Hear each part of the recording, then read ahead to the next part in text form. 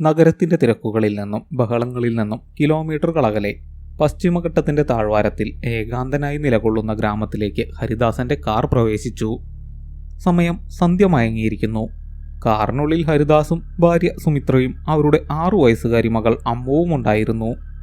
Steering വീലിൽ പിടിച്ചിരുന്ന ഹരിദാസന്റെ കൈകൾ വിയർക്കുന്നുണ്ടായിരുന്നു. അത് ചൂടുകൊണ്ടായിരുന്നില്ല, മറിച്ച് വരാനിരിക്കുന്ന അജ്ഞാതമായ ഭാവിയെക്കുറിച്ചുള്ള ആശങ്ക മൂലമായിരുന്നു. വഴിയിൽ ഉടനീളമുണ്ടായിരുന്ന മരങ്ങൾ കാറ്റിലുലയുന്നത് കണ്ടപ്പോൾ ആരോ കൈകാട്ടി തിരികെ പോകാൻ ആവശ്യപ്പെടുന്നത് പോലെ തോന്നി. വഴിവിളക്കുകൾ അങ്ങിങ്ങായി മിന്നിമറയുന്നു. ഒടുവിലവർ ആ വലിയ ഗേറ്റിന് മുന്നിലെത്തി. തുരുമ്പെടുത്ത ഇരുമ്പ് ഗേറ്റിന് മുകളിൽ ചിത്രകൂടം മനായെന്ന് പഴയ ലിപിയിൽ എഴുതിയിരുന്നു. നമ്മൾ എത്തിയോ അച്ഛാ? പിൻസീറ്റിൽ നിന്നും അമ്മുവിൻ്റെ ഉറക്കം തൂങ്ങിയ ശബ്ദം കേട്ടു. എത്തി മോളെ, ഇതാണ് നമ്മുടെ പുതിയ വീട്, ഹരിദാസ് പറഞ്ഞു. പക്ഷേ ആ വാക്കുകളിൽ ആത്മവിശ്വാസം കുറവായിരുന്നു. ഗേറ്റ് തുറന്ന് കാർ ഉള്ളിലേക്ക് കയറിയപ്പോൾ തന്നെ അന്തരീക്ഷത്തിന് പെട്ടെന്നൊരു മാറ്റം വന്നതുപോലെ. പുറത്തെ കാറ്റിൻ്റെ ശബ്ദം പോലും അവിടെ കേൾക്കാനില്ല. മനയുടെ മുറ്റത്ത് കരിയിലകൾ ചിതറിക്കിടക്കുന്നു. നൂറ്റാണ്ടുകളോട് പഴക്കമുള്ള ആ ഇരുനില കെട്ടിടം ഇരുട്ടിലൊരു ഭീമാകാരനായ ജീവിയെപ്പോലെ അവർക്ക് മുന്നിൽ തലയുയർത്തി നിന്നു. മരപ്പണികൾ ചെയ്ത ജനാലകളെല്ലാം അടഞ്ഞു കിടക്കുകയാണ്. വീടിൻ്റെ താക്കോൽ കൈമാറാൻ വന്ന ബ്രോക്കർ വർഗീസ് വരാന്തയിൽ നിൽപ്പുണ്ടായിരുന്നു. ഹരിദാസ് കാർ നിർത്തി പുറത്തിറങ്ങി. വർഗീസ് അസ്വസ്ഥനായി കാണപ്പെട്ടു. അയാൾ ഇടയ്ക്കിടയ്ക്ക് വാച്ചിലേക്ക് നോക്കുന്നുണ്ടായിരുന്നു. സാറേ, ഇതാണ് താക്കോൽ. എല്ലാം ഞാൻ പറഞ്ഞ പോലെ തന്നെ. പേപ്പറുകളൊക്കെ ക്ലിയറാണ്, വർഗീസ് തിടുക്കത്തിൽ പറഞ്ഞു. അയാളുടെ കണ്ണുകൾ ഹരിദാസിന്റെ മുഖത്ത് നോക്കാതെ വീടിന്റെ ഇരുണ്ട ജനാലകളിലേക്ക് പാളി വീഴുന്നുണ്ടായിരുന്നു. എന്താ വർഗീസ് ഇത്ര തിടുക്കം? ഒന്നിരുന്നിട്ട് പോകാമായിരുന്നു, ഹരിദാസ് ചോദിച്ചു. ഏയ് വേണ്ട സാറേ, എനിക്ക് കുറച്ചു ദൂരം പോകാനുണ്ട്. ഇരുട്ടിയാൽ ഈ വഴി വണ്ടി ഓടിക്കാൻ പാടാ, വർഗീസ് വിയർത്തൊലിക്കുന്നുണ്ടായിരുന്നു. തണുത്ത കാറ്റിലും അയാളുടെ നെറ്റിയിൽ വിയർപ്പുതുള്ളികൾ പൊടിഞ്ഞു. താക്കോൽ ഹരിദാസിന്റെ കയ്യിലേൽപ്പിക്കുമ്പോൾ വർഗീസിന്റെ കൈ വിറയ്ക്കുന്നുണ്ടായിരുന്നു. പിന്നെ സാറേ, ഒരു കാര്യം, രാത്രി ഈ വളപ്പിന് പുറത്തേക്ക് അധികം ഇറങ്ങണ്ട. ഇവിടെ കാട്ടുമൃഗങ്ങളുടെ ശല്യമുണ്ടാവാറുണ്ട്. ഇത്രയും പറഞ്ഞ് മറുപടിക്ക് കാത്തു നിൽക്കാതെ വർഗീസ് തൻ്റെ ബൈക്കിൽ കയറി അമിത വേഗതയിൽ ഗേറ്റ് കടന്നുപോയി. ആ പോക്കിൽ എന്തോ ഒരു അസ്വാഭാവികത ഹരിദാസിന് തോന്നി. അയാൾ അവിടെ നിൽക്കാൻ ഭയപ്പെടുന്നതുപോലെ. സുമിത്രയും അമ്മുവും കാറിൽ നിന്നും സാധനങ്ങൾ ഇറക്കാൻ തുടങ്ങി. ഹരിദാസ് ആ വലിയ തേക്കിൻ വാതിലിലേക്ക് നോക്കി. താക്കോൽ ദ്വാരത്തിലിട്ട് തിരിച്ചപ്പോൾ കാലങ്ങളായി തുറക്കാത്തതിൻ്റെ കടുപ്പത്തിൽ അതൊരു ശബ്ദത്തോടെ തുറന്നു. ആ ശബ്ദം ആ വലിയ മനയുടെ ഉള്ളിൽ പ്രതിധ്വനിച്ചു. ഉള്ളിൽ കൂരിരുട്ടായിരുന്നു. ഹരിദാസ് മൊബൈലിൻ്റെ ടോർച്ച് തെളിച്ചു. വെളിച്ചം വീണപ്പോൾ കണ്ട കാഴ്ച വിചിത്രമായിരുന്നു. വീട് വിൽക്കപ്പെട്ടിട്ട് വർഷങ്ങളായെങ്കിലും അവിടെയുള്ള ഫർണിച്ചറുകൾ എല്ലാം തന്നെ ഒരു പൊടി പോലുമില്ലാതെ ആരോ ഇപ്പോഴും അവിടെ താമസിക്കുന്നുണ്ട് എന്ന പോലെ അടുക്കും ചിട്ടയോടും കൂടിയിരിക്കുന്നു. ഹരിയേട്ടാ, ഇവിടെ നോക്കിയേ, സുമിത്രയുടെ ശബ്ദത്തിൽ ഭയം കലർന്നിരുന്നു. അവൾ ഹാളിലെ വലിയ ചോർ ഘടികാരത്തിനു മുന്നിൽ നിൽക്കുകയായിരുന്നു. ആ ഘടികാരം നിലച്ചിട്ട് വർഷങ്ങളായി എന്ന് ഒറ്റ നോട്ടത്തിൽ തന്നെ അറിയാം. പക്ഷേ അതിൻ്റെ പെൻഡുലം, അത് സാവധാനം, വളരെ സാവധാനം ചലിച്ചുകൊണ്ടിരിക്കുന്നു. കാറ്റില്ലാത്ത അടച്ചിട്ട മുറിയിൽ ആ പെൻഡുലം എങ്ങനെ ചലിക്കുന്നു? ഹരിദാസ് അതിനടുത്തേക്ക് നടന്നു. പെട്ടെന്ന് മുകളിലെ നിലയിൽ നിന്ന് വലിയൊരു ശബ്ദം കേട്ടു. എന്തോ ഭാരമുള്ള ഒന്ന് നിലത്ത് വീഴുന്ന ശബ്ദം. ആരാണത്? ഹരിദാസ് മുകളിലേക്ക് നോക്കി ഉറക്കെ വിളിച്ചു ചോദിച്ചു. നിശബ്ദത മാത്രം മറുപടി നൽകി. പക്ഷേ ആ നിശബ്ദതയ്ക്ക് കനം വെച്ചിരുന്നു. ഹരിദാസ് ടോർച്ച് മുകളിലെ ഗോവണിപ്പടിയിലേക്ക് തെളിച്ചു. ആ വെളിച്ചത്തിൽ ഗോവണിയുടെ കൈവരിയിൽ പിടിച്ചു നിൽക്കുന്ന ഒരു ചെറിയ കൈയുടെ നിഴൽ അയാൾ കണ്ടു. അടുത്ത നിമിഷം ആ ടോർച്ച് വെളിച്ചം അവിടെ എത്തിയപ്പോഴേക്കും ആ നിഴൽ മാഞ്ഞുപോയി. പക്ഷെ ഒരു കാര്യം ഹരിദാസിന്റെ ശ്രദ്ധയിൽപ്പെട്ടു. ആ കൈവരിയിൽ പൊടി പിടിച്ച പ്രതലത്തിൽ ഒരു ചെറിയ കുട്ടിയുടെ കൈപ്പത്തിയുടെ പാട് തെളിഞ്ഞു നിൽക്കുന്നുണ്ടായിരുന്നു. അത് ഒരു പഴയ പാടായിരുന്നില്ല, അത് അപ്പോൾ അവിടെ പതിഞ്ഞതായിരുന്നു. ആദ്യത്തെ രാത്രി വിചിത്രമായ അനുഭവങ്ങളുടേതായിരുന്നു. കറണ്ട് കണക്ഷൻ ലഭിച്ചിട്ടില്ലാത്തതിനാൽ മെഴുകുതിരി വെളിച്ചത്തിലായിരുന്നു അവർ അത്താഴം കഴിച്ചത്. അമ്മു വല്ലാതെ നിശബ്ദയായിരുന്നു. സാധാരണ വാതോരാതെ സംസാരിക്കുന്ന അവൾ ഇടയ്ക്കിടെ ഇരുളടഞ്ഞ ഇടനാഴിയിലേക്ക് നോക്കിയിരുന്നു. എന്താ മോളെ? ഹരിദാസ് ചോദിച്ചു. അവിടെ ആരോ നിൽക്കുന്നുണ്ടച്ചാ, അമ്മു വിരൽ ചൂണ്ടി. ഹരിദാസും സുമിത്രയും ഞെട്ടിത്തിരിഞ്ഞു നോക്കി. അടുക്കളയോട് ചേർന്നുള്ള സ്റ്റോർ റൂമിൻ്റെ വാതിലായിരുന്നു അത്. അവിടെ ആരുമില്ലായിരുന്നു, വെറും ഇരുട്ട് മാത്രം.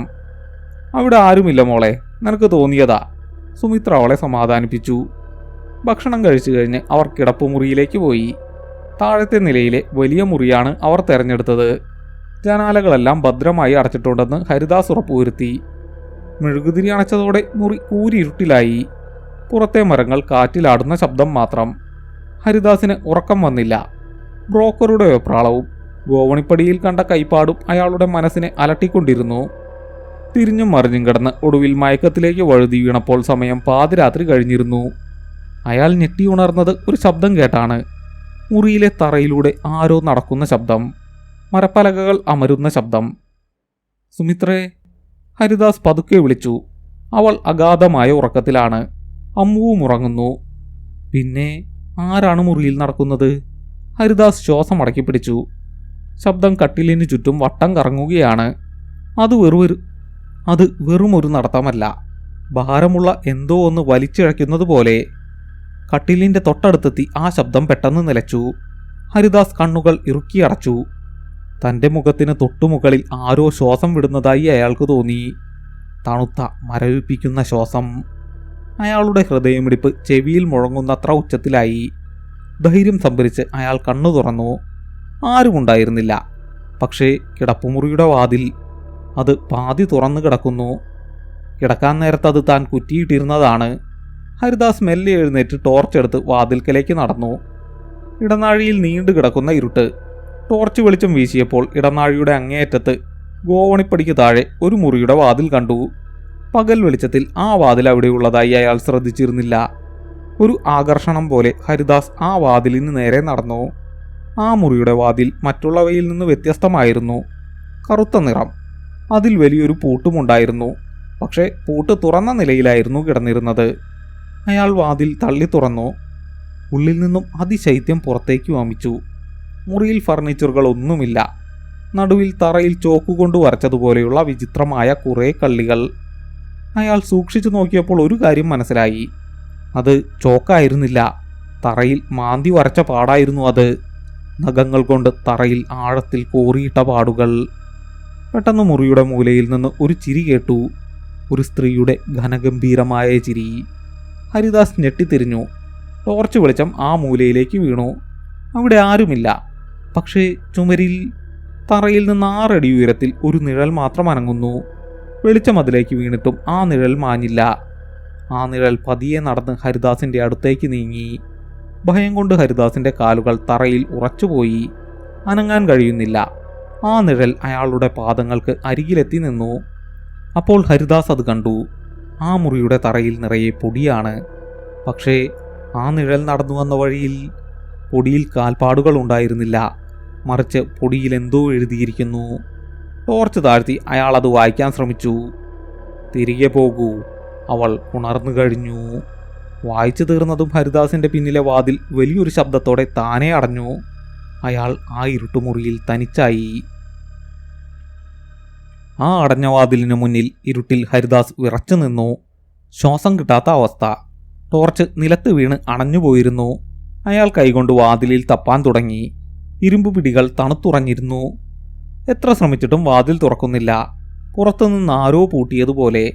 സുമിത്രേ, ആരെങ്കിലും ഈ വാതിലൊന്ന് തുറന്നേ, ഹരിദാസ് അലറി വിളിച്ചു. പക്ഷേ ശബ്ദം തൊണ്ടയിൽ കുടുങ്ങിപ്പോയി. മുറിയിലെ തണുപ്പ് അസഹനീയമായി കൂടിക്കൊണ്ടിരുന്നു. നിമിഷങ്ങൾ മണിക്കൂറുകൾ പോലെ തോന്നി. ഒടുവിൽ ഒരു ക്ലിക്ക് ശബ്ദം കേട്ടു. വാതിൽ മെല്ലെ താനേ തുറന്നു. പുറത്തെ ഇടനാഴിയിലെ നിലാവെളിച്ചം അകത്തേക്ക് വീണു. ഹരിദാസ് പുറത്തേക്കോടി. കിടപ്പുമുറിയിൽ തിരികെ എത്തിയപ്പോൾ സുമിത്രയും അമ്മുവും ശാന്തമായി ഉറങ്ങുകയായിരുന്നു. താൻ ഇത്രയും ഉറക്കെ അലറി വിളിച്ചത് അവരാരും കേട്ടില്ലേ? ഹരിദാസ് കിതച്ചുകൊണ്ട് കട്ടിലിന്റെ ഓരത്തിരുന്നു. സമയം പുലർച്ചെ 3 മണി. പിറ്റേന്ന് രാവിലെ സൂര്യപ്രകാശം വീടിനുള്ളിലേക്ക് കടന്നപ്പോൾ രാത്രിയിലെ ഭയം അല്പം കുറഞ്ഞതുപോലെ തോന്നി. പക്ഷേ ഹരിദാസിന്റെ മനസ്സ് ശാന്തമായിരുന്നില്ല. സുമിത്രയോടൊന്നും പറയാൻ അയാൾക്ക് തോന്നിയില്ല. അവൾ ഭയപ്പെടും. ഉച്ചയോടെ ഹരിദാസ് വീടിന്റെ മുകളിലത്തെ നിലയിലുള്ള ലൈബ്രറി മുറി വൃത്തിയാക്കാൻ തീരുമാനിച്ചു. പഴയ പുസ്തകങ്ങളും ഫയലുകളും നിറഞ്ഞ പൊടി പിടിച്ച മുറി. തറയിൽ ചിതറിക്കിടക്കുന്ന കടലാസുകൾക്കിടയിൽ നിന്ന് തുകൽ കൊണ്ട് പൊതിഞ്ഞ ഒരു ഡയറി അയാൾക്ക് ലഭിച്ചു. ശിവശങ്കരൻ നായർ എന്ന് ആദ്യ പേജിൽ എഴുതിയിരിക്കുന്നു. അത് ഈ മനയുടെ പഴയ ഉടമസ്ഥന്റെ പേരാണെന്ന് ആധാരത്തിൽ കണ്ടത് ഹരിദാസ് ഓർത്തു. ആകാംക്ഷയോടെ അയാൾ താളുകൾ മറിച്ചു. ആദ്യത്തെ പേജുകളിൽ സാധാരണ കാര്യങ്ങളായിരുന്നു, കൃഷിയെക്കുറിച്ചും വരവു ചെലവുകളെക്കുറിച്ചും. എന്നാൽ ഡയറിയുടെ പകുതി എത്തിയപ്പോൾ കൈപ്പട മാറാൻ തുടങ്ങി. എഴുത്തുകൾക്ക് വലുപ്പം കൂടി. പേന കടലാസിൽ കുത്തിക്കീറും വിധം അമർത്തി എഴുതിയിരിക്കുന്നു. ഒക്ടോബർ 10, 1995. ഇന്ന് അവൾ വീണ്ടും വന്നു. രാത്രിയിൽ. എൻ്റെ മകൾ ലച്ചു പറയുന്നത് അവൾക്കൊരു കൂട്ടുകാരിയെ കിട്ടിയെന്നാണ്. പക്ഷേ എനിക്കറിയാം, അത് കൂട്ടുകാരിയല്ല, ഈ മനയുടെ ശാപമാണ്. ഒക്ടോബർ 15, 1995. നായകൾ കുരയ്ക്കുന്നത് നിർത്തി. അവ പേടിച്ചിരിക്കുകയാണ്. ഇന്നലെ രാത്രി ഞാൻ കണ്ടു. ഇടനാഴിയിലൂടെ തലകീഴായി ഇഴഞ്ഞു നീങ്ങുന്ന ആ രൂപം. അത് മനുഷ്യനല്ല. ഇവിടെ നിന്ന് പോകണം, എത്രയും പെട്ടെന്ന്. ഒക്ടോബർ 30, 1995. പോകാൻ കഴിയില്ല. ഗേറ്റ് തുറക്കുന്നില്ല. ഫോണുകൾ പ്രവർത്തിക്കുന്നില്ല. ഞങ്ങൾ ഒറ്റപ്പെട്ടു. അവൾക്ക് വേണ്ടത് ഞങ്ങളെയാണ്. ഇന്ന് രാത്രി അവൾ ഞങ്ങളെ കൊണ്ടുപോകും. അവസാനത്തെ പേജ് വായിച്ച ഹരിദാസിൻ്റെ രക്തം മരവിച്ചു. അതിൽ തീയതി ഉണ്ടായിരുന്നില്ല. പകരം വലിയ അക്ഷരത്തിൽ ഒരൊറ്റ വരി മാത്രം. അവർ വന്നു. ഇനി നിങ്ങളുടെ ഊഴമാണ്. പുസ്തകം താഴെ വയ്ക്കാൻ നോക്കിയപ്പോൾ ഹരിദാസ് ഒരു കാര്യം ശ്രദ്ധിച്ചു. ആ അവസാന വാചകം, ആ അവസാന വരിയിലെ മഷി, അത് ഉണങ്ങിയിട്ടില്ലായിരുന്നു. നീലമഷി വിരലിൽ പടരുന്നു. അത് 1995 എഴുതിയതല്ല. അത് ഇപ്പോൾ നിമിഷങ്ങൾക്ക് മുമ്പ് ആരോ എഴുതിയതാണ്. പെട്ടെന്ന് ലൈബ്രറിയുടെ ജനൽപ്പാളികൾ കാറ്റിൽ അടിച്ചടഞ്ഞു. മുറിയിൽ ഇരുട്ട് നിറഞ്ഞു. ഹരിദാസ് വാതിൽക്കലേക്ക് ഓടാൻ തുനിഞ്ഞു. അപ്പോഴാണ് മുറിയുടെ മൂലയിലുള്ള പഴയ ചാരുകസാര അയാൾ ശ്രദ്ധിച്ചത്. ഇത്രയും നേരം ഒഴിഞ്ഞുകിടന്ന ആ കസാരയിൽ ഇപ്പോൾ ആരോ ഇരിക്കുന്നു. പുറം തിരിഞ്ഞിരിക്കുന്ന ഒരു രൂപം, നരച്ച മുടി. ശിവശങ്കരൻ നായർ? ഹരിദാസ് വിറയലോടെ ചോദിച്ചു. ആ രൂപം പതുക്കെ കസാര തിരിച്ചു. ഹരിദാസ് കണ്ട കാഴ്ച അയാളുടെ ബോധം കെടുത്താൻ പാകത്തിനുള്ളതായിരുന്നു. ആ കസാരയിൽ ഇരുന്നിരുന്നത് ഒരു മനുഷ്യനായിരുന്നില്ല. വായും മൂക്കും കണ്ണുകളും തുന്നിക്കെട്ടിയ, തോലുരിഞ്ഞ, രക്തം വറ്റാത്ത ഒരു ശരീരം. പക്ഷെ വായ തുന്നിക്കെട്ടിയിട്ടും ആ രൂപം സംസാരിച്ചു. വ്യക്തമായ പരുക്കൻ ശബ്ദത്തിൽ. സ്വാഗതം ഹരിദാസ്, ഞങ്ങളെല്ലാം നിനക്കായി കാത്തിരിക്കുകയായിരുന്നു. ആ വികൃതമായ രൂപത്തിൻ്റെ വായിൽ നിന്നും വന്ന വാക്കുകൾ ഹരിദാസിൻ്റെ തലച്ചോറിൽ ഒരു ഇടിമുഴക്കം പോലെയാണ് അനുഭവപ്പെട്ടത്. ഞങ്ങളെല്ലാം നിനക്കായി കാത്തിരിക്കുകയായിരുന്നു. ഭയം അതിൻ്റെ പാരമ്യത്തിലെത്തുമ്പോൾ മനുഷ്യന് ലഭിക്കുന്ന ഒരു അമാനുഷികമായ ഊർജമുണ്ട്. ഹരിദാസ് പുറകിലേക്ക് ആഞ്ഞുമാറി. കയ്യിലുണ്ടായിരുന്ന ഡയറി നെഞ്ചോട് ചേർത്ത് പിടിച്ചുകൊണ്ട് അയാൾ ലൈബ്രറിയുടെ വാതിൽ ലക്ഷ്യമാക്കി ഓടി. പിന്നിൽ നിന്നും ആ കസാര അനങ്ങുന്ന ശബ്ദം കേട്ടു. ഒപ്പം നനഞ്ഞ പാദങ്ങൾ തറയിൽ പതിയുന്ന ശബ്ദവും. അയാൾ ഗോവണിപ്പടികൾ ഇറങ്ങി ഓടുകയായിരുന്നില്ല, മറിച്ച് ഉരുണ്ടു വീഴുകയായിരുന്നു എന്ന് പറയുന്നതാവും ശരി. താഴത്തെ നിലയിലെത്തിയപ്പോൾ അയാൾ കാലു തെന്നി ഹാളിലെ തറയിൽ വീണു. ശബ്ദം കേട്ട അടുക്കളയിൽ നിന്ന് സുമിത്ര ഓടി വന്നു. ഹരിയേട്ടാ, എന്തു പറ്റി? അവളുടെ മുഖത്ത് പരിഭ്രാന്തി നിറഞ്ഞു. ഹരിദാസ് കിതച്ചുകൊണ്ട് മുകളിലേക്ക് വിരൽ ചൂണ്ടി. അവിടെ, ലൈബ്രറിയിൽ, അവിടെ ഒരാളുണ്ട്. അയാളുടെ മുഖം. ഹരിദാസിൻ്റെ വാക്കുകൾ തൊണ്ടയിൽ കുടുങ്ങി. സുമിത്ര സംശയത്തോടെ മുകളിലേക്ക് നോക്കി. ആര്? നമ്മളല്ലാതെ ഇവിടെ ആരുമില്ലല്ലോ. അല്ല, അവിടെ ഒരാളുണ്ട്. ആ പഴയ ഉടമസ്ഥൻ. അയാൾ മരിച്ചിട്ടില്ല. അല്ല, മരിച്ചതാണ്. നീ വാ, ഞാൻ കാണിച്ചു തരാം. ഹരിദാസ് സുമിത്രയുടെ കൈ പിടിച്ചു വലിച്ചു. അവൾക്ക് വേദനിച്ചു. ഹരിയേട്ടാ, വിട്, നിങ്ങൾക്ക് എന്താ പറ്റിയത്? അവൾ ചോദിച്ചു. എങ്കിലും അവൾ അയാളോടൊപ്പം മുകളിലേക്ക് നടന്നു. ലൈബ്രറിയുടെ വാതിൽ പാതി തുറന്നു കിടക്കുന്നു. ഹരിദാസ് വിറയ്ക്കുന്ന കൈകളോടെ വാതിൽ തള്ളി തുറന്നു. മുറി ശൂന്യമായിരുന്നു. ആ ചാരുകസേര മുറിയുടെ മൂലയിൽ അനങ്ങാതെ കിടക്കുന്നു. അതിലാരുമില്ല. പൊടി പിടിച്ച പഴയ ഫർണിച്ചറുകൾ മാത്രം. നോക്ക്, ഇവിടെയെങ്ങും ആരുമില്ല. നിങ്ങൾക്ക് തോന്നിയതാവും, സുമിത്ര ആശ്വാസത്തോടെ പറഞ്ഞു. അല്ല, എനിക്ക് തോന്നിയതല്ല. ഞാൻ കണ്ടതാണ്. പിന്നെ ഈ ഡയറി, ഇതിൽ... ഹരിദാസ് തൻ്റെ കയ്യിലിരുന്ന ഡയറി ഉയർത്തിക്കാട്ടി. ഇതിലെ അവസാനത്തെ പേജ് നോക്ക്, മഷി ഉണങ്ങിയിട്ടില്ല. അയാൾ തിടുക്കപ്പെട്ട് ഡയറി തുറന്ന് അവസാനത്തെ പേജ് മറിച്ചു. പക്ഷെ അവിടെ കണ്ട കാഴ്ച അയാളെ സ്തംഭനാവസ്ഥയിലാക്കി. ആ പേജ് കീറിക്കളഞ്ഞിരിക്കുന്നു. പേപ്പറിൻ്റെ അരികിൽ ക്രൂരമായി വലിച്ചു കീറിയ പാടുകൾ മാത്രം. തറയിൽ നോക്കിയപ്പോൾ കീറിയ പേപ്പറിൻ്റെ കഷ്ണങ്ങൾ എവിടെയും കാണാനില്ല. ഇത് ഇവിടെ ഉണ്ടായിരുന്നു സുമിത്രേ. ഞാൻ സത്യമാണ് പറയുന്നത്, ഹരിദാസ് നിസ്സഹായനായി പറഞ്ഞു. സുമിത്ര അയാളുടെ തോളിൽ കൈവച്ചു. നമുക്ക് താഴേക്ക് പോകാം. യാത്രയുടെ ക്ഷീണം കൊണ്ടാവും. കുറച്ചു നേരം കിടന്നാൽ മാറും. അവൾ തന്നെ വിശ്വസിക്കുന്നില്ല എന്ന് അവളുടെ കണ്ണുകളിൽ നിന്ന് വ്യക്തമായിരുന്നു. ഹരിദാസ് ഒന്നും മിണ്ടാതെ താഴേക്ക് നടന്നു. പക്ഷേ ഇറങ്ങാൻ നേരം അയാൾ ആ ചാരുകസാരയിലേക്ക് ഒന്നുകൂടി നോക്കി. കാറ്റില്ലാത്ത ആ മുറിയിൽ ആ കസേര സാവധാനം, വളരെ സാവധാനം ആടിക്കൊണ്ടിരുന്നു. പിറ്റേന്ന് പകൽ സമയം ശാന്തമായാണ് കടന്നുപോയത്. പക്ഷേ ഹരിദാസ് വീടിൻ്റെ ഓരോ മുക്കും മൂലയും പരിശോധിക്കുകയായിരുന്നു. ആരെങ്കിലും ഒളിച്ചിരിക്കുന്നുണ്ടോ എന്ന് അയാൾ ഭയപ്പെട്ടു. എന്നാൽ ഒന്നും കണ്ടെത്താനായില്ല. വൈകുന്നേരമായപ്പോൾ അമ്മു മുറ്റത്തെ വലിയ മാവിൻ ചുവട്ടിൽ കളിക്കുകയായിരുന്നു. ഹരിദാസ് വരാന്തയിലിരുന്ന് അവളെ ശ്രദ്ധിക്കുന്നുണ്ടായിരുന്നു. അവൾ തനിയെ സംസാരിക്കുകയാണ്. കുട്ടികൾക്കത് സാധാരണമാണ്. പക്ഷേ അവളുടെ സംസാരത്തിന് ഒരു പ്രത്യേകതയുണ്ടായിരുന്നു. അവൾ ചോദ്യം ചോദിക്കുകയും കുറച്ചു നേരം മറുപടിക്കായി കാത്തു നിൽക്കുകയും ചെയ്യുന്നു. ഹരിദാസ് മെല്ലെ അങ്ങോട്ട് നടന്നു. മാവിൻ്റെ മറവിൽ നിന്ന് അയാളത് കേട്ടു. എൻ്റെ അച്ഛൻ അറിയില്ല, അച്ഛൻ പേടിച്ചിരിക്കുക, അമ്മു ചിരിച്ചുകൊണ്ട് പറഞ്ഞു. ഒരു നിമിഷത്തെ നിശബ്ദത. ശരി ലച്ചു ചേച്ചി, ഞാൻ പറയാം, അവൾ തലയാട്ടി. ലച്ചു, ആ പേര് കേട്ടതും ഹരിദാസിൻ്റെ ഉള്ളിലൂടെ ഒരു മിന്നൽ പിണർ പാഞ്ഞുപോയി. ആ ഡയറിയിൽ കണ്ട പേര്, ശിവശങ്കരൻ നായരുടെ മകൾ. ഹരിദാസ് ഓടിച്ചെന്ന് അമ്മുവിൻ്റെ തോളിൽ പിടിച്ചു. ആരോടാ മോളെ നീ സംസാരിക്കുന്നത്? അമ്മു ഞെട്ടിത്തിരിഞ്ഞു. അത് ലച്ചു ചേച്ചി ആച്ചാ, ആ മരത്തിൻ്റെ പുറകിലുണ്ട്. ഹരിദാസ് മരത്തിൻ്റെ മറവിലേക്ക് നോക്കി. അവിടെ ആരുമില്ല, ഉണങ്ങിയ ഇലകൾ മാത്രം. ഇവിടെ ആരുമില്ല മോളെ, നിനക്ക് തോന്നുന്നതാ, ഹരിദാസ് അല്പം കടുപ്പിച്ചു പറഞ്ഞു. ഇനി മേലാൽ ലച്ചു എന്ന പേര് ഇവിടെ മിണ്ടരുത്. വാ, അകത്തേക്ക് പോവാം. അമ്മുവിൻ്റെ മുഖം മങ്ങി. അവൾ ദേഷ്യത്തോടെ അച്ഛനെ നോക്കി. ആ നോട്ടത്തിന് 6 വയസ്സുകാരിയുടെ നിഷ്കളങ്കതയുണ്ടായിരുന്നില്ല. കണ്ണുകൾക്ക് വല്ലാത്തൊരു തിളക്കം.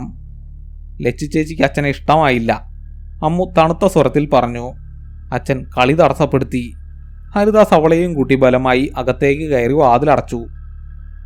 രാത്രിയായപ്പോൾ ഹരിദാസ് അമ്മുവിൻ്റെ ബാഗ് പരിശോധിച്ചു. അവൾ സ്കൂളിൽ ഉപയോഗിക്കുന്ന ഡ്രോയിങ് ബുക്ക് അതിലുണ്ടായിരുന്നു. അയാൾ വെറുതെ അതിലെ താളുകൾ മറിച്ചു നോക്കി. പൂമ്പാറ്റകളും പൂക്കളും നിറഞ്ഞ പേജുകൾ. പക്ഷേ അവസാനത്തെ പേജിലെ ചിത്രം കണ്ടതും ഹരിദാസ് ഞെട്ടിത്തരിച്ചുപോയി. കറുപ്പും ചുവപ്പും ക്രയോണുകൾ ഉപയോഗിച്ച് വരച്ച ചിത്രം. ഒരു വലിയ വീട്. അതിനു മുന്നിൽ 3 രൂപങ്ങൾ. ഒരച്ഛനും അമ്മയും കുട്ടിയും. 3 പേരുടെയും കഴുത്തിനു ചുറ്റും ചുവന്ന നിറത്തിൽ വരകൾ. അവരുടെ വായകൾ, അവ കറുത്ത നൂലുകൊണ്ട് തുന്നിക്കെട്ടിയതുപോലെ വരച്ചിരിക്കുന്നു. ചിത്രത്തിന് താഴെ അമ്മുവിൻ്റെ കൈയക്ഷരത്തിൽ ഇങ്ങനെ എഴുതിയിരുന്നു: മിണ്ടാതിരുന്നാൽ മാത്രം മതി, അല്ലെങ്കിൽ അവർ വായ തുന്നിക്കെട്ടും. പുസ്തകം ഹരിദാസിൻ്റെ കയ്യിൽ നിന്നും താഴെ വീണു. ഇത് തൻ്റെ മകൾ വരച്ചതല്ല, ഇത് മറ്റാരോ അവളെക്കൊണ്ട് വരപ്പിച്ചതാണ്. സമയം രാത്രി 10 മണി. ഹരിദാസ് ഒരു തീരുമാനത്തിലെത്തി. ഈ വീട്ടിൽ ഇനി ഒരു നിമിഷം നിൽക്കാൻ കഴിയില്ല. എന്തൊക്കെ സംഭവിച്ചാലും ഇന്ന് രാത്രി തന്നെ ഇവിടെ നിന്നും ഇറങ്ങണം. സുമിത്രയോട് കാര്യം പറയാതെ തന്നെ അയാൾ പെട്ടികൾ എടുത്തു വയ്ക്കാൻ തുടങ്ങി. എന്താ ഹരിയേട്ടാ കാണിക്കുന്നത്? ഉറക്കത്തിൽ നിന്നും എഴുന്നേറ്റ സുമിത്ര ചോദിച്ചു. നമ്മൾ പോവുകയാണ്, ഇപ്പോൾ തന്നെ, വണ്ടിയെടുക്ക്, ഹരിദാസ് ആജ്ഞാപിച്ചു. അയാളുടെ മുഖത്തെ ഗൗരവം കണ്ടപ്പോൾ മറുത്തൊന്നും പറയാൻ അവൾക്ക് ധൈര്യം വന്നില്ല. അവർ വേഗത്തിൽ തയ്യാറായി താഴേക്കിറങ്ങി. അമ്മു നല്ല ഉറക്കത്തിലായിരുന്നു. ഹരിദാസ് അവളെ എടുത്ത് കാറിൻ്റെ പിൻസീറ്റിൽ കിടത്തി. ഹരിദാസ് ഡ്രൈവിംഗ് സീറ്റിൽ കയറി കീ തിരിച്ചു. എഞ്ചിൻ മുരണ്ടു, പക്ഷേ സ്റ്റാർട്ടായില്ല. വീണ്ടും വീണ്ടും ശ്രമിച്ചു. കാർ അനങ്ങുന്നില്ല. ഇതെന്തുപറ്റി? വരുന്ന വഴിക്ക് കുഴപ്പമൊന്നുമില്ലായിരുന്നല്ലോ, സുമിത്ര ചോദിച്ചു. ഹരിദാസ് ബോണറ്റ് തുറന്നു നോക്കാൻ പുറത്തിറങ്ങി. ടോർച്ച് വെളിച്ചത്തിൽ അയാൾ കണ്ട കാഴ്ച വിചിത്രമായിരുന്നു. കാറിൻ്റെ എഞ്ചിനുള്ളിലെ വയറുകളെല്ലാം ആരോ വലിച്ചു പറിച്ചു കളഞ്ഞിരിക്കുന്നു. എലികളോ അണ്ണാനോ ചെയ്തതല്ല, കൃത്യമായി മനുഷ്യൻ്റെ കരങ്ങൾ കൊണ്ട് പിച്ചി ചീന്തിയതുപോലെ. സുമിത്രയെ, വേഗം അകത്തേക്ക് കയറ്, ഹരിദാസ് അലറി വിളിച്ചു. അപ്പോഴാണ് ഗേറ്റിന് പുറത്ത് ആ വെളിച്ചം കണ്ടത്. ഒരു ബൈക്കിൻ്റെ ഹെഡ്ലൈറ്റ്. അത് ഗേറ്റിന് പുറത്ത് നിശ്ചലമായി നിൽക്കുന്നു. അത് വർഗീസ് അല്ലേ? സുമിത്ര ചോദിച്ചു. അതെ, അത് ബ്രോക്കർ വർഗീസ് ആയിരുന്നു. അയാൾ ബൈക്കിലിരുന്ന് ഗേറ്റിനുള്ളിലേക്ക് നോക്കുന്നു. ഹരിദാസ് ഗേറ്റിനടുത്തേക്ക് ഓടി. വർഗീസെ, ഒന്ന് സഹായിക്കണേ, ഞങ്ങളുടെ വണ്ടി കേടായി, ഹരിദാസ് വിളിച്ചു പറഞ്ഞു. വർഗീസ് അനങ്ങിയില്ല. ഹെൽമറ്റ് വെച്ചിരുന്നതിനാൽ മുഖം വ്യക്തമല്ല. ഹരിദാസ് ഗേറ്റിന് തൊട്ടടുത്തെത്തി. അപ്പോഴാണ് അയാളത് ശ്രദ്ധിച്ചത്. ഗേറ്റ് പുറത്തുനിന്നും ഒരു വലിയ ചങ്ങലയിട്ട് പൂട്ടിയിരിക്കുന്നു. തങ്ങൾ വരുമ്പോൾ ഈ ചങ്ങല ഇവിടെ ഇല്ലായിരുന്നല്ലോ. വർഗീസെ, ഈ പൂട്ടൊന്ന് തുറക്ക്, ഹരിദാസ് ഗേറ്റിൽ പിടിച്ചു കുലുക്കി. വർഗീസ് സാവധാനം ഹെൽമറ്റ് ഊരി. ഹരിദാസ് ഭയന്ന് പിന്നോട്ടു മാറി. അത് വർഗീസിൻ്റെ തലയായിരുന്നില്ല. ഹെൽമറ്റിനുൾവശം ശൂന്യമായിരുന്നു. തലയില്ലാത്ത ആ ശരീരം സാവധാനം ബൈക്കിൽ നിന്നും ഇറങ്ങി ഗേറ്റിന് നേരെ നടന്നു. ആ രൂപത്തിൻ്റെ കയ്യിൽ ഒരു തുരുമ്പിച്ച വലിയ മഴുണ്ടായിരുന്നു. ഹരിദാസ് തിരിഞ്ഞോടി. വീടിനുള്ളിലേക്ക് കയറി അയാൾ വാതിലടച്ച് കുറ്റിയിട്ടു. ശ്വാസം കിട്ടാതെ അയാൾ തറയിൽ ഇരുന്നുപോയി. എന്താ എന്താ കണ്ടത്? സുമിത്ര കരഞ്ഞുകൊണ്ട് ചോദിച്ചു. ഹരിദാസിന് മറുപടി പറയാൻ കഴിഞ്ഞില്ല. അപ്പോഴാണ് വീടിനുള്ളിലെ ലാൻഡ് ഫോൺ ചിലയ്ക്കാൻ തുടങ്ങിയത്. കണക്ഷൻ ഇല്ലാത്ത ഡെഡായ ആ ഫോൺ. അതിൻ്റെ ശബ്ദം ആ വലിയ ഹാളിൽ മാറ്റൊലി കൊണ്ടു. ആരും ഫോൺ എടുക്കാൻ ധൈര്യപ്പെട്ടില്ല. ഒടുവിൽ വിറയ്ക്കുന്ന കൈകളോടെ ഹരിദാസ് റിസീവർ ചെവിയിൽ വെച്ചു. മറുതലയ്ക്കൽ കനത്ത നിശബ്ദത. പിന്നെ വളരെ നേർത്ത ഒരു ശബ്ദം. ഹരിദാസ്, നീ വാതിൽ പൂട്ടിയല്ലേ? ആരാണിത്? ഹരിദാസ് ഉറക്കെ അലറി. വാതിൽ പൂട്ടിയത് നന്നായി. ആ ശബ്ദം ചിരിച്ചുകൊണ്ട് തുടർന്നു. ഇനി ഞങ്ങൾക്ക് പുറത്തു പോകാനാവില്ലല്ലോ, ഒപ്പം നിനക്കും. പെട്ടെന്ന് ഹാളിലെ ലൈറ്റുകളെല്ലാം അണഞ്ഞു. കൂരിരുട്ടിൽ ഗോവണിപ്പടിക്ക് മുകളിൽ നിന്നും ഒരു പന്ത് തറയിൽ വീണുരുളുന്ന ശബ്ദം കേട്ടു. ആ പന്തുരുണ്ട് ഹരിദാസിൻ്റെ കാലിൽ വന്നു തട്ടി. അയാൾ മൊബൈൽ ഫ്ലാഷ് തെളിച്ചു. അതൊരു പന്തായിരുന്നില്ല. അത് ബ്രോക്കർ വർഗീസിൻ്റെ വെട്ടിയെടുത്ത തലയായിരുന്നു. തുറച്ചു നോക്കുന്ന കണ്ണുകളുമായി അത് ഹരിദാസിനെ നോക്കി പല്ലിളിച്ചു. തൻ്റെ കാൽക്കൽ കിടന്ന് പല്ലിളിക്കുന്ന വർഗീസിൻ്റെ തല കണ്ട് ഹരിദാസിൻ്റെ തൊണ്ടയിൽ നിന്നും ഒരു നിലവിളി ഉയരാൻ തുടങ്ങി. എന്നാൽ ശബ്ദം പുറത്തു വന്നില്ല. ഭയം അയാളുടെ സ്വനപേടകങ്ങളെ മരവിപ്പിച്ചിരുന്നു. സുമിത്ര ബോധരഹിതയായി താഴേക്ക് വീഴാൻ തുടങ്ങി. ഹരിദാസ് പെട്ടെന്ന് അവളെ താങ്ങിപ്പിടിച്ചു. മൊബൈൽ ഫ്ലാഷിൻ്റെ വെളിച്ചത്തിൽ ആ തല ഒന്നുകൂടി നോക്കാൻ ഹരിദാസ് തുനിഞ്ഞു. പക്ഷേ അവിടെ ഇപ്പോൾ ഒന്നും ഉണ്ടായിരുന്നില്ല. വർഗീസിൻ്റെ തല അപ്രത്യക്ഷമായിരിക്കുന്നു. തറയിൽ ഒരു തുള്ളി രക്തം പോലുമില്ല. എന്നാൽ തറയിലെ പൊടിയിൽ എന്തോ ഒന്ന് ഉരുണ്ടുപോയതിൻ്റെ പാട് വ്യക്തമായി കാണാമായിരുന്നു. ആ പാട് ചെന്ന് നിൽക്കുന്നത് ഗോവണിപ്പടിക്ക് താഴെയുള്ള ഇരുട്ടിലേക്കാണ്. ഹരിയേട്ടാ, നമ്മൾ മരിക്കും, നമ്മളെല്ലാവരും മരിക്കും. സുമിത്ര പാതി ബോധത്തിൽ പുലമ്പിക്കൊണ്ടിരുന്നു. ഒന്നും സംഭവിക്കില്ല, നീ അമ്മുവിനെ എടുക്ക്, നമുക്ക് മുറിയിൽ കയറി വാതിലടയ്ക്കാം, ഹരിദാസ് വിറയ്ക്കുന്ന സ്വരത്തിൽ പറഞ്ഞു. അവർ അമ്മുവിനെയും എടുത്ത് കിടപ്പുമുറിയിലേക്ക് ഓടി. വാതിൽ വലിച്ചടച്ചു കുറ്റിയിട്ടു. പോരാത്തതിന് വലിയൊരു അലമാര തള്ളി നീക്കി വാതിലിന് കുറുകെ വെച്ചു. ഹരിദാസ് ജനലുകൾ പരിശോധിച്ചു. എല്ലാം ഭദ്രമായി അടച്ചിട്ടുണ്ട്. മുറിയിൽ കൂരിരുട്ടായിരുന്നു. മൊബൈലിലെ ചാർജ് തീരാറായിരിക്കുന്നു. വെളിച്ചം മങ്ങി തുടങ്ങി. അമ്മു, മോളെ, നിനക്ക് കുഴപ്പമൊന്നുമില്ലല്ലോ? ഹരിദാസ് ചോദിച്ചു. അമ്മു കട്ടിലിൽ അനങ്ങാതെ ഇരിക്കുകയായിരുന്നു. അവൾ മുഖമുയർത്തി അച്ഛനെ നോക്കി. ആ ഇരുട്ടിലും അവളുടെ കണ്ണുകൾ പൂച്ചയുടെ കണ്ണുകൾ പോലെ തിളങ്ങുന്നത് ഹരിദാസ് കണ്ടു. വർഗീസ് അങ്കിൾ കള്ളം പറഞ്ഞു അച്ഛാ. അമ്മുവിൻ്റെ ശബ്ദം വല്ലാതെ മാറിയിരുന്നു. ഒരു മുതിർന്ന സ്ത്രീ സംസാരിക്കുന്നത് പോലെ. അതുകൊണ്ടാണ് ചേട്ടന്മാർ അങ്കിളിൻ്റെ തല കൊയ്തത്. ഹരിദാസ് ഞെട്ടിപ്പോയി. മോളെ, നീ എന്തൊക്കെയായി പറയുന്നത്? ഇനി അച്ഛൻ്റെ ഊഴമാണ്. അച്ഛനും കള്ളം പറഞ്ഞു. നമ്മളിവിടെ സുരക്ഷിതരാണെന്ന്. അവൾ ചിരിക്കാൻ തുടങ്ങി. ആ ചിരി മുറിയിൽ മുഴങ്ങി. പെട്ടെന്ന് മുറിയിലെ ഫാനിൽ നിന്നും ഒരു തുള്ളി ദ്രാവകം ഹരിദാസിൻ്റെ കൈയിലേക്ക് വീണു. അയാൾ മൊബൈൽ ഫോൺ വെളിച്ചത്തിൽ അത് നോക്കി. രക്തം.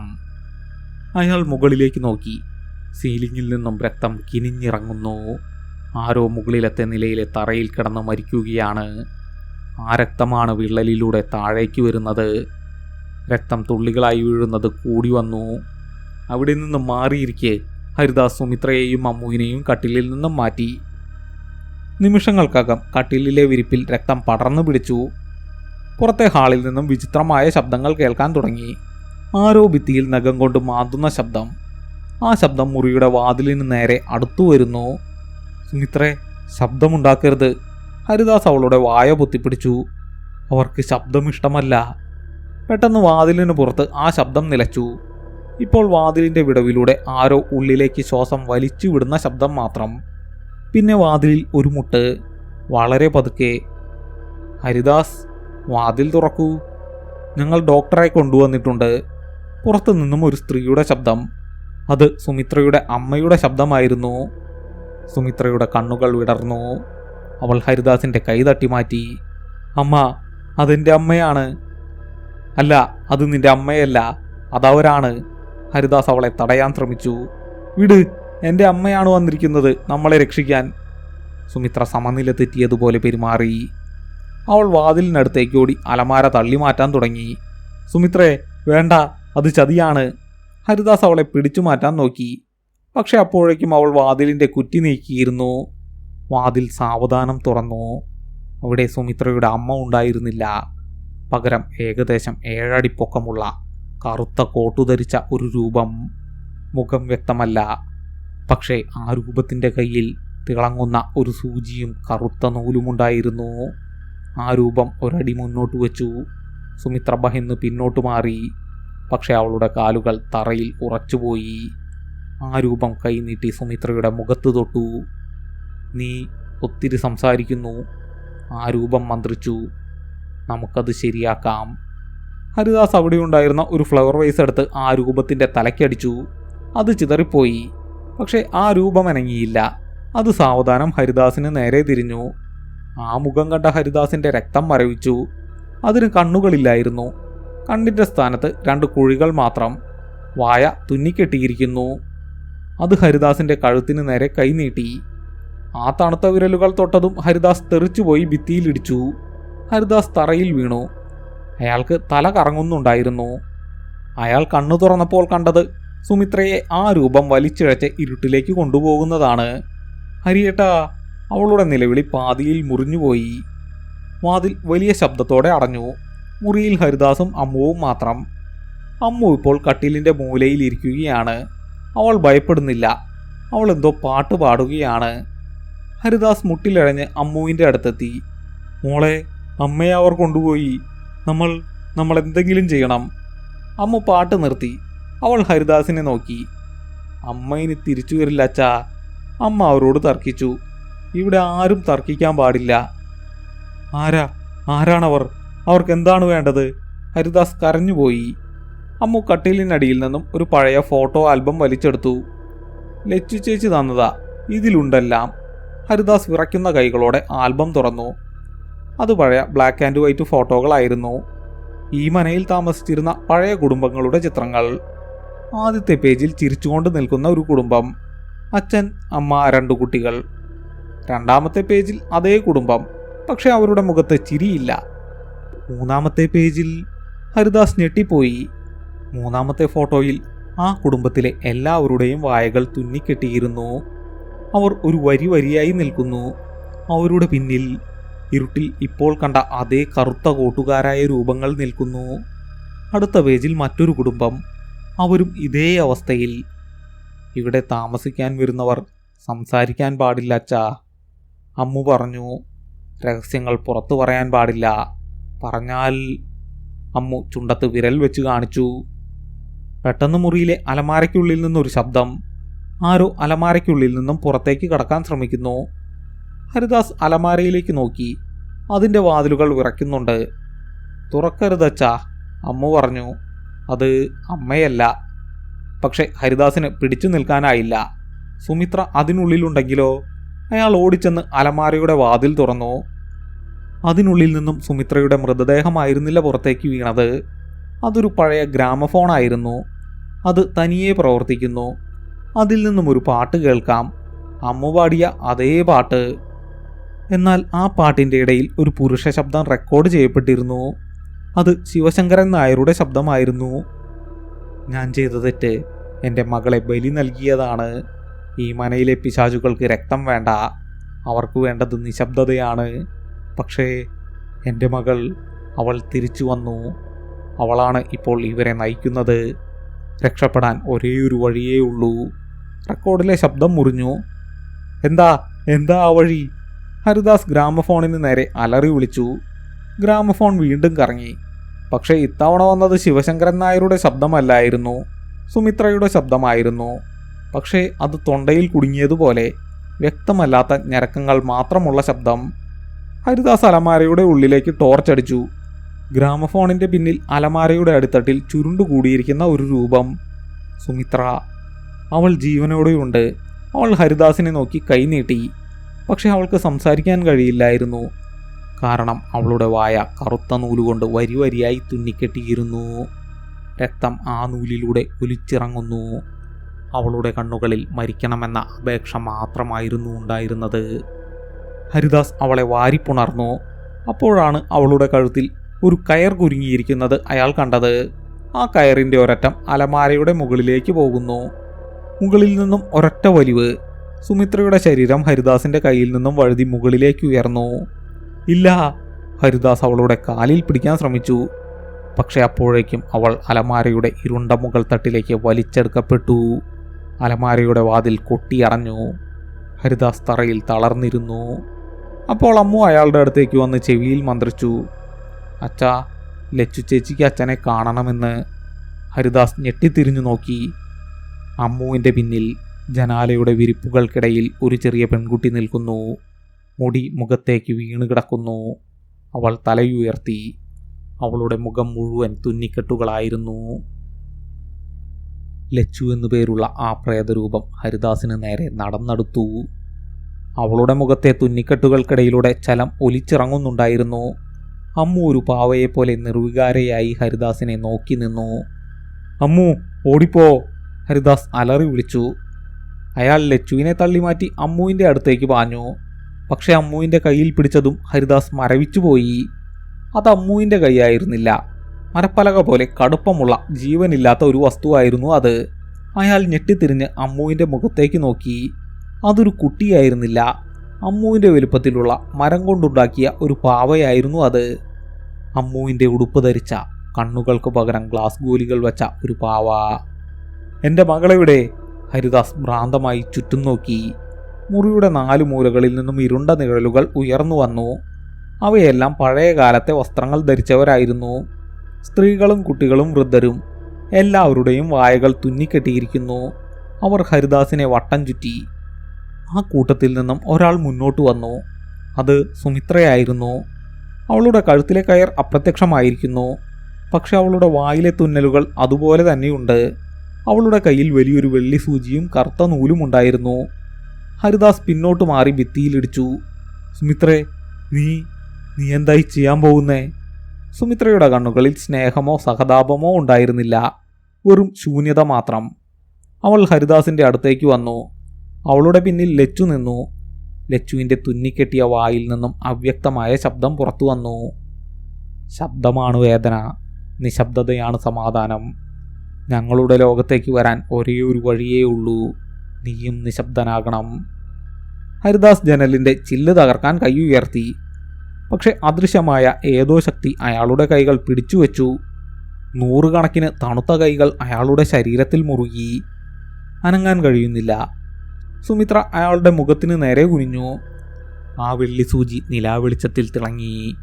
വേണ്ട, എന്നെ കൊല്ലരുത്, ഹരിദാസ് കരഞ്ഞു പറഞ്ഞു. ലച്ചുവിൻ്റെ രൂപം ചിരിച്ചു. ശബ്ദമില്ലാത്ത ചിരി. മരണമല്ല ഹരിദാസ്, ഇത് മോക്ഷമാണ്. ഈ മനയുടെ ചുമരുകൾക്കുള്ളിൽ മരണമെന്നൊന്നില്ല, അനന്തമായ നിശബ്ദത മാത്രം. സുമിത്ര സൂചി ഹരിദാസിൻ്റെ ചുണ്ടുകളിലേക്ക് അടുപ്പിച്ചു. ആദ്യത്തെ കുത്ത്. അസഹനീയമായ വേദന ഹരിദാസിൻ്റെ ശരീരത്തിലൂടെ പാഞ്ഞു. അയാൾ അലറാൻ ശ്രമിച്ചു. പക്ഷെ വായ തുറക്കാൻ കഴിയുന്നില്ല. ആരോ താടിയല്ലുകൾ ബലമായി പിടിച്ചു വച്ചിരിക്കുന്നു. സൂചി ചർമ്മത്തിലൂടെ തുളച്ചു കയറി. നൂല് സാവധാനം വലിയുന്നു. ഹരിദാസിൻ്റെ കണ്ണുകളിൽ നിന്നും കണ്ണുനീർ ഒഴുകി. തൻ്റെ ഭാര്യ, തൻ്റെ പ്രിയപ്പെട്ടവൾ തന്നെ അതിക്രൂരമായി വേദനിപ്പിക്കുന്നു. ഓരോ തുന്നിലും ഹരിദാസിൻ്റെ ബോധം കുറഞ്ഞു വന്നു. വേദന പതുക്കെ മരവിപ്പിന് വഴിമാറി. അയാളുടെ നിലവിളികൾ തൊണ്ടയിൽ തന്നെ കുടുങ്ങി. അവസാനത്തെ തുന്നലും കഴിഞ്ഞ് സുമിത്ര നൂൽ കടിച്ചു മുറിച്ചു. അവൾ ചോര പുരണ്ട കൈകൊണ്ട് ഹരിദാസിൻ്റെ കവിളിൽ തലോടി. ഇനി ഹരിദാസിന് സംസാരിക്കാൻ കഴിയില്ല. അയാൾക്ക് കരയാൻ കഴിയില്ല. അയാളുടെ വായ എന്നേക്കുമായി അടയ്ക്കപ്പെട്ടു. ഒരു നിമിഷം മുറിയിലെ ഇരുട്ട് മാറി. പകരം വിചിത്രമായ ഒരു വെളിച്ചം നിറഞ്ഞു. ഹരിദാസ് ചുറ്റും നോക്കി. അയാളിപ്പോൾ കാണുന്നത് ആ പഴയ മുറിയല്ല. അതിമനോഹരമായി അലങ്കരിച്ച ഒരു വലിയ ഹാൾ. അവിടെ നിറയെ ആളുകളുണ്ട്. വർഗീസ്, ശിവശങ്കരൻ നായർ, ലച്ചു, മറ്റനേകം കുടുംബങ്ങൾ. എല്ലാവരും സന്തോഷത്തോടെ ഇരിക്കുന്നു. പക്ഷേ ആരും സംസാരിക്കുന്നില്ല. എല്ലാവരുടെയും വായകൾ തുന്നിക്കെട്ടിയിരിക്കുന്നു. അവർക്കിടയിൽ അമ്മു ഓടിക്കളിക്കുന്നു. അവളുടെ വായയും തുന്നിക്കെട്ടിയിരുന്നു. പക്ഷേ അവൾ ചിരിക്കുകയാണ്. കണ്ണുകൾ കൊണ്ട് ചിരിക്കുന്നു. ഹരിദാസ് എഴുന്നേറ്റു. ശരീരത്തിനിപ്പോൾ ഭാരമില്ല, വേദനയില്ല, ഭയമില്ല. ഒരു വലിയ സമാധാനം മാത്രം. ശബ്ദമില്ലാത്ത ആ ലോകം എത്ര മനോഹരമാണെന്ന് അയാൾ തിരിച്ചറിഞ്ഞു. നുണകളില്ല, വഴക്കുകളില്ല, കരച്ചിലുകളില്ല. അയാൾ സുമിത്രയുടെ കൈ പിടിച്ചു. അവർ രണ്ടുപേരും ആ ആൾക്കൂട്ടത്തിലേക്ക് നടന്നു, ഈ മനയുടെ അനന്തമായ നിശബ്ദതയിലേക്ക്. 3 മാസങ്ങൾക്ക് ശേഷം ചിത്രകൂടം മനയുടെ ഗേറ്റ് പോലീസ് ജീപ്പ് തള്ളി തുറന്നു. SI രാജീവനും സംഘവും ജീപ്പിൽ നിന്നും ഇറങ്ങി. വീട് വിജനമായി കിടക്കുന്നു. മുറ്റത്ത് കരിയിലകൾ കുന്നുകൂടിയിട്ടുണ്ട്. സാറേ, ഇവിടെയാണ് അവസാനമായി ഹരിദാസിൻ്റെ ഫോൺ ലൊക്കേഷൻ കാണിച്ചത്, കോൺസ്റ്റബിൾ പറഞ്ഞു. രാജീവൻ വീടിൻ്റെ പൂട്ട് പൊളിച്ച് അകത്ത് കയറി. വീടിനുള്ളിൽ വല്ലാത്തൊരു തണുപ്പ്. എല്ലാം അടുക്കും ചിട്ടയോടും കൂടിയിരിക്കുന്നു. ഫർണിച്ചറുകളിൽ പൊടി പിടിച്ചിട്ടുണ്ട്. ഹരിദാസ്, ആരെങ്കിലുമുണ്ടോ? രാജീവൻ വിളിച്ചു ചോദിച്ചു. നിശബ്ദത മാത്രം മറുപടി. അവർ വീട് മുഴുവൻ അരിച്ചു പെറുക്കി. കിടപ്പുമുറി, അടുക്കള, ലൈബ്രറി. അവിടെ എവിടെയും ആരെയും കണ്ടില്ല. ഒരു ചെറുവിരൽ അനക്കം പോലുമില്ല. ഇതെന്ത് അത്ഭുതമാണ് സാറേ! ഇവിടെ ആളുകൾ താമസിച്ചതിൻ്റെ ലക്ഷണമുണ്ട്. വസ്ത്രങ്ങളുണ്ട്, പാത്രങ്ങളുണ്ട്. പക്ഷേ മനുഷ്യർ മാത്രമില്ല. കോൺസ്റ്റബിൾ അത്ഭുതപ്പെട്ടു. രാജീവൻ ലൈബ്രറിയിൽ കയറി. അവിടെ മേശപ്പുറത്ത് ഒരു ഡയറി ഇരിക്കുന്നുണ്ടായിരുന്നു. ശിവശങ്കരൻ നായരുടെ ഡയറി. അയാൾ അത് തുറന്നു നോക്കി. അവസാനത്തെ പേജ് കീറിക്കളഞ്ഞ നിലയിലായിരുന്നു. പക്ഷേ ഡയറിയുടെ ചട്ടയിൽ പുതുതായി എന്തോ എഴുതിയിരിക്കുന്നത് അയാൾ കണ്ടു. മഷി ഉണങ്ങിയിട്ടില്ല. ശബ്ദമുണ്ടാക്കരുത്, അവർക്കിഷ്ടമല്ല. ഇതാരാ എഴുതിയത്? രാജീവൻ ചുറ്റും നോക്കി. ആരുമില്ല. പെട്ടെന്ന് മുറിയുടെ മൂലയിൽ ഒരു പാവ ഇരിക്കുന്നത് അയാൾ കണ്ടു. അമ്മുവിൻ്റെ രൂപമുള്ള മരം കൊണ്ടുണ്ടാക്കിയ ഒരു പാവ. അതിൻ്റെ വായ കറുത്ത ചായം കൊണ്ട് വരച്ചു വെച്ചിട്ടുണ്ട്. രാജീവൻ ആ പാവയെ കയ്യിലെടുത്തു. അയാൾ അതിൻ്റെ കണ്ണുകളിലേക്ക് നോക്കി. ഗ്ലാസ് ഗോലികൾ കൊണ്ടുള്ള കണ്ണുകൾക്ക് വല്ലാത്തൊരു തിളക്കം. അത് തന്നെ നോക്കി ചിരിക്കുന്നത് പോലെ രാജീവന് തോന്നി. സാറേ, നമുക്ക് പോകാം. ഇവിടെ എവിടെയും ആരുമില്ല. ഇവർ നാട് വിട്ടുപോയതായിരിക്കും, കോൺസ്റ്റബിൾ വാതിൽപ്പടിയിൽ നിന്ന് വിളിച്ചു പറഞ്ഞു. രാജീവൻ പാവയെ തിരികെ വെച്ചു. അവർ വീടിൻ്റെ വാതിലുകൾ മുദ്രവെച്ചു. ജീപ്പിൽ കയറി തിരികെ പോകുമ്പോൾ രാജീവൻ റിയർവ്യൂ മിററിലൂടെ ആ മനയിലേക്ക് ഒന്നുകൂടി നോക്കി. അപ്പോൾ അയാൾ ആ കാഴ്ച കണ്ടു. മനയുടെ മുകളിലത്തെ നിലയിലെ ജനാലയിൽ 3 പേർ നിൽക്കുന്നു. ഒരു പുരുഷനും സ്ത്രീയും കുട്ടിയും. ഹരിദാസും കുടുംബവും. അവർ കൈവീശി കാണിക്കുകയാണ്. രാജീവൻ ജീപ്പ് നിർത്തിച്ച് പുറത്തേക്കിറങ്ങി നോക്കി. പക്ഷെ അവിടെ ആരും ഉണ്ടായിരുന്നില്ല. അടച്ചിട്ട ജനാലകൾ മാത്രം. എന്താ സാറേ, എന്തുപറ്റി? ഡ്രൈവർ ചോദിച്ചു. ഒന്നുമില്ല, എനിക്ക് തോന്നിയതാ. രാജീവൻ നെറ്റിയിലെ വിയർപ്പ് തുടച്ചു. വണ്ടി വിട്ടോ. ജീപ്പ് അകന്നുപോയി. വീണ്ടും ചിത്രകൂടം മന നിശബ്ദമായി. പക്ഷേ വീടിനുള്ളിലെ ഹാളിൽ ചുവരിൽ പുതിയൊരു ചിത്രം കൂടി തൂങ്ങിക്കിടപ്പുണ്ടായിരുന്നു. അത് ഹരിദാസിൻ്റെയും കുടുംബത്തിൻ്റെയും ഫോട്ടോ ആയിരുന്നു. ഫോട്ടോയിൽ അവർ 3 പേരും ചിരിച്ചു നിൽക്കുന്നു. പക്ഷേ സൂക്ഷിച്ചു നോക്കിയാൽ കാണാം, ഫോട്ടോയിൽ അവരുടെ വായകൾ കറുത്ത നൂലുകൊണ്ട് ഭംഗിയായി തുന്നിക്കെട്ടിയിരിക്കുന്നു. പുറത്ത് കാറ്റ് വീശിയപ്പോൾ മനയുടെ ജനലുകൾ പതുക്കിയൊന്നുലഞ്ഞു. അതൊരു താരാട്ടുപാട്ടിൻ്റെ ഈണം പോലെ ആ താഴ്വരയിൽ മുഴങ്ങി. അവർ കാത്തിരിക്കുകയാണ് പുതിയ അതിഥികളെ, പുതിയ വായകൾ തുന്നിക്കെട്ടാൻ.